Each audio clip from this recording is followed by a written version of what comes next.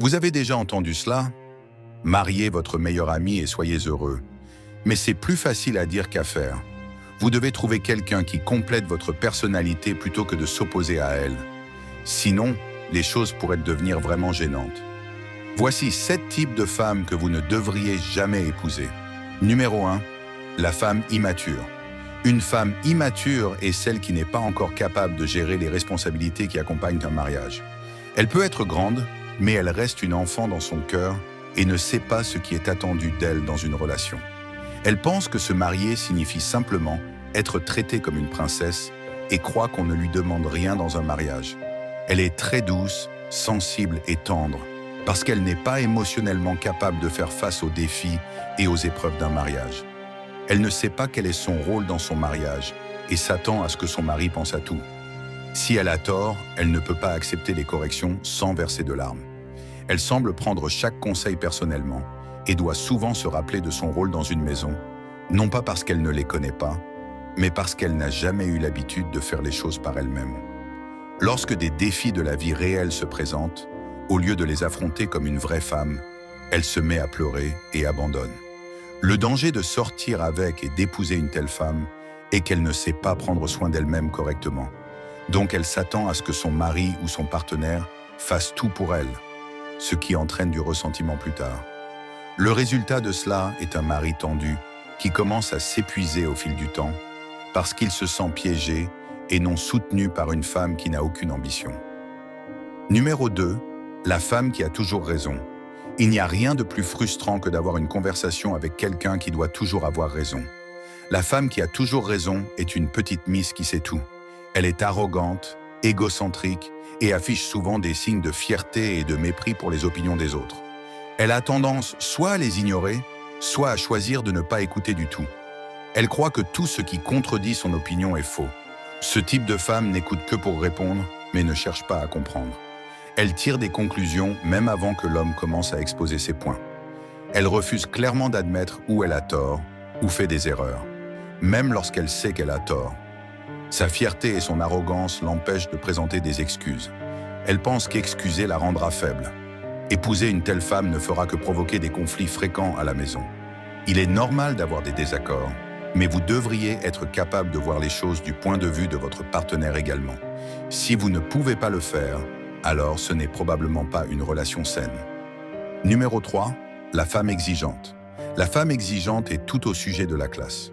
Elle essaie toujours de donner l'impression qu'elle est réussie et qu'elle a un bon goût. Elle cherche souvent à être admirée par tout le monde et ne croit pas à une vie de simplicité. Elle est toujours là pour impressionner les autres, même si cela signifie impressionner ceux qui se moquent d'elle. Elle préfère dépenser son argent pour acheter des vêtements et des chaussures plutôt que de l'utiliser pour soutenir sa famille. Si elle n'a pas, elle ne verrait pas d'inconvénient à prendre un prêt à la banque juste pour faire croire aux gens qu'elle est réussie. Tout tourne autour de son ego et de sa fierté. La seule chose dans laquelle elle croit investir, c'est sa beauté, et non dans son foyer. En dehors de chez elle, tout le monde la voit comme une femme élégante et réussie qui est bien nantie, mais à l'intérieur de son foyer, elle est un total échec. Un succès public, mais un échec privé. Ce type de femme ne vous aidera jamais dans la maison, comme cuisiner ou nettoyer après les repas, car tout ce qui l'importe, c'est son apparence et comment les gens l'aperçoivent. Le problème avec la femme exigeante, c'est qu'elle n'est pas le type de femme qui resterait avec un homme s'il perdait son emploi. Elle a toujours un goût insatiable pour les grandes choses de la vie et ne s'humiliera jamais pour faire les tâches basiques d'une femme au foyer.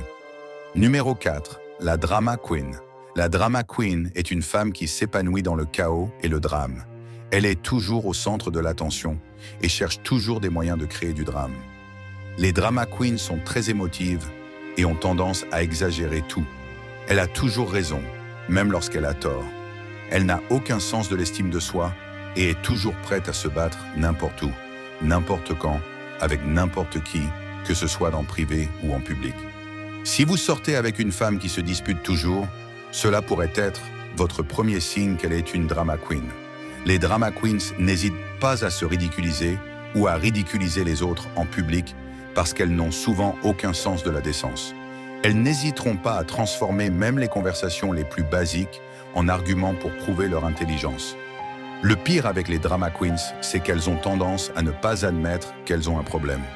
Vous serez toujours sur des œufs autour d'elles et ne saurez jamais à quoi vous attendre d'elles. Elles forcent tout le monde autour d'elles à goûter à leur amertume comme une sorte de vengeance tordue contre l'humanité. Numéro 5. La femme manipulatrice. Ce type de femme fera n'importe quoi pour obtenir ce qu'elle veut, même si cela signifie verser des larmes, juste pour vous faire faire ce qu'elle veut.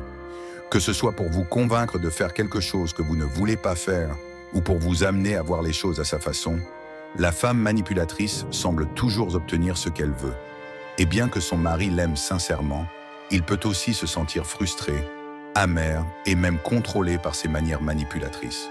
Cela signifie qu'il finira par ne jamais avoir de volonté propre. Il perdra des amis, de la famille et risquera même de perdre le contact avec ceux qui ont été son soutien pendant longtemps. Il n'est pas difficile de voir pourquoi cela est un mauvais signe pour un mariage. La femme manipulatrice agit ainsi parce qu'elle est généralement égoïste et égocentrique.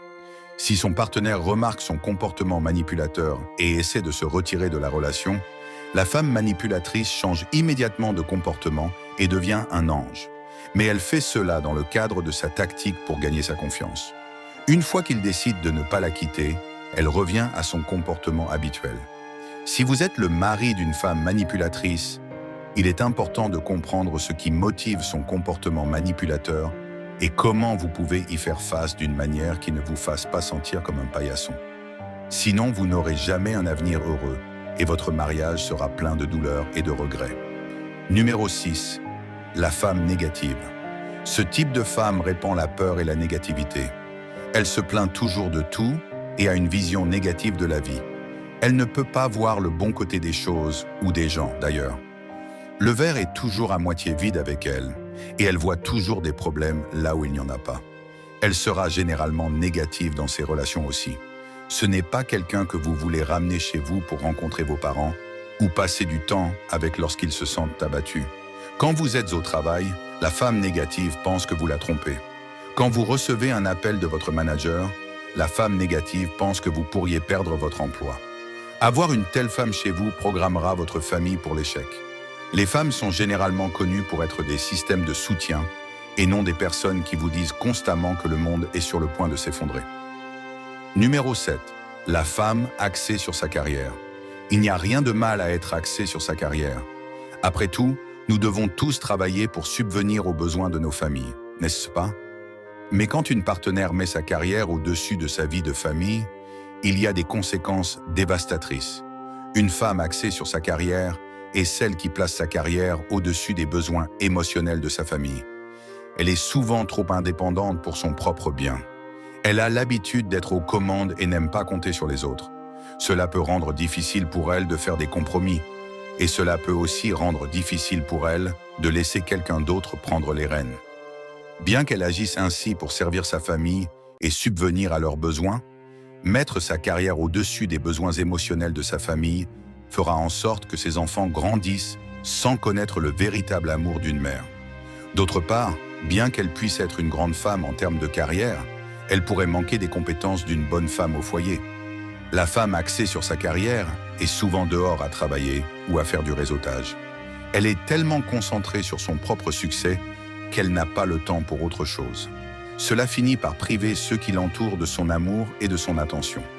Si vous envisagez d'épouser l'un de ces types de femmes, vous devriez réfléchir attentivement à votre préparation à faire face aux défis qui les accompagnent. Merci d'avoir regardé. Si vous aimez nos vidéos, n'hésitez pas à vous abonner à notre chaîne.